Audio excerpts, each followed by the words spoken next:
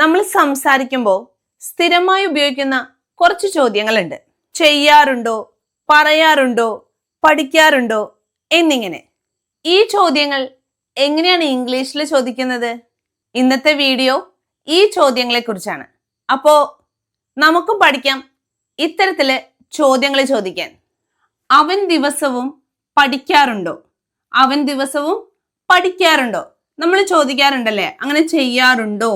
എങ്ങനെ എഴുതാം? Does he study every day? Does he study every day? അവൻ ദിവസവും പഠിക്കാറുണ്ടോ? Does he study every day? നീ രാവിലെ എക്സസൈസ് ചെയ്യാറുണ്ടോ? നീ രാവിലെ എക്സസൈസ് ചെയ്യാറുണ്ടോ? ചെയ്യാറുണ്ടോ. അപ്പൊ നമുക്ക് ചോദിക്കാം, Do you exercise in the morning? രാവിലെ അല്ലേ? In the morning. Do you exercise in the morning? നീ രാവിലെ എക്സസൈസ് ചെയ്യാറുണ്ടോ? രാവിലെ കുക്ക് ചെയ്യാറുണ്ടോ? രാവിലെ പാചകം ചെയ്യാറുണ്ടോ? നിന്നോടായിരിക്കുമല്ലോ ഞാൻ ചോദിക്കുന്നത്. അപ്പൊ നമുക്ക് എങ്ങനെ പറയാം? ചെയ്യാറുണ്ടോ. അപ്പോ Do you cook in the morning? രാവിലെ പാചകം ചെയ്യാറുണ്ടോ? Do you cook in the morning? Do you cook in the morning?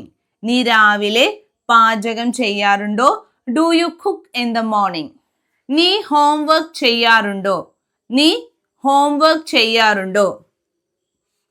Do you do your homework? Your homework. നീ ഹോംവർക്ക് ചെയ്യാറുണ്ടോ?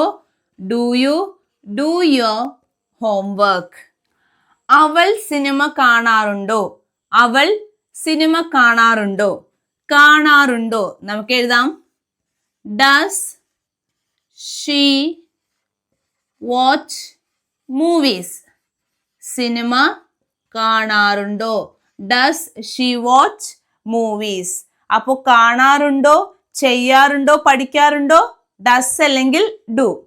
ഒന്ന് രണ്ട് എക്സാമ്പിൾസ് കൂടി നോക്കാം. അവർ പാട്ട് പാടാറുണ്ടോ? അവർ പാട്ട് പാടാറുണ്ടോ?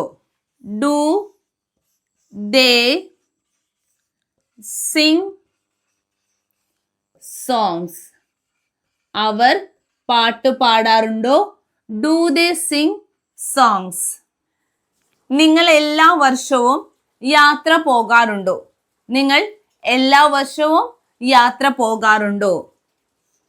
Do you travel? എല്ലാ വർഷവും അല്ലേ? Every year. Do you travel every year? നിങ്ങൾ എല്ലാ വർഷവും യാത്ര പോകാറുണ്ടോ? Do you travel every year? നമ്മളിപ്പോ ഒരുപാട് ക്വസ്റ്റ്യൻസ് പറഞ്ഞു. എല്ലാ ക്വസ്റ്റ്യനും വന്ന് നിൽക്കുന്നത് ചെയ്യാറുണ്ടോ, പറയാറുണ്ടോ, പോകാറുണ്ടോ, സംസാരിക്കാറുണ്ടോ എന്നിങ്ങനെയാണ്. ഇത്തരം ക്വസ്റ്റ്യൻസ് ഉണ്ടാക്കുമ്പോൾ നമുക്ക് അത്യാവശ്യം വേണ്ട വേർഡാണ് ഡു അല്ലെങ്കിൽ ഡസ്. നമ്മൾ ഒരാളെ കുറിച്ചാണ് പറയുന്നതെങ്കിൽ അവിടെ നമുക്ക് ഡസ് ഉപയോഗിക്കാം. ഒന്നിൽ കൂടുതൽ ആളുകളെ കുറിച്ച് പറയുമ്പോൾ ഡു. ഇനി എന്നെ കുറിച്ച് പറയുമ്പോൾ അവിടെ നമ്മൾ യൂസ് ചെയ്യുന്നത് ഡു ആണ്. അപ്പോൾ ഒരു ക്വസ്റ്റ്യന്റെ സ്ട്രക്ചർ എളുപ്പത്തിന് മനസ്സിലാക്കാൻ വേണ്ടി നമുക്ക് എഴുതാം, does plus he or she or it plus verb. ഈ വേർബ് എന്ന് പറയുന്നത് ബേസ് ഫോമിലാണ്. ഇനി ഒന്നിൽ കൂടുതൽ ആളുകൾ ഉണ്ടെങ്കിൽ do plus I, you, we, they plus V. അപ്പോൾ ഇന്നത്തെ വീഡിയോ ഡെയിലി ചോദിക്കുന്ന കുറച്ച് ചോദ്യങ്ങളെ കുറിച്ചാണ്. പറഞ്ഞ കാര്യങ്ങൾ ക്ലിയർ ആയെന്ന് കരുതുന്നു. Thank you.